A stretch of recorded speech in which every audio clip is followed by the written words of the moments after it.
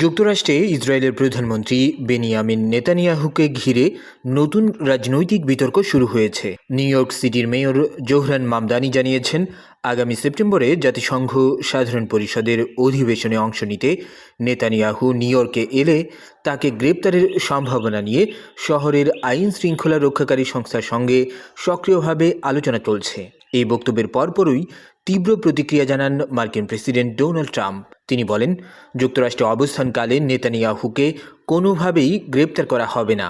ট্রাম্পের ভাষ্য, নেতানিয়াহু বর্তমানে ইরানের বিরুদ্ধে লড়াই করছেন এবং যুক্তরাষ্ট্র তার নিরাপত্তা নিশ্চিত করবে। এ সময় ট্রাম্প ইরানের বিরুদ্ধে কঠোর অভিযোগও তোলেন। তার দাবি, ইরান সম্প্রতি 52,000 নিরপরাধ বিক্ষোভকারীকে হত্যা করেছে এবং গত 47 বছর ধরে মার্কিন সেনাসহ বহু মানুষের মৃত্যুর জন্য দায়ী। পাশাপাশি তিনি বলেন, যারা অতীতে ভুল নীতির মাধ্যমে ইরানকে এই অবস্থানে নিয়ে এসেছে, গ্রেপ্তার হওয়ার যোগ্য তারা, নেতানিয়াহু নন।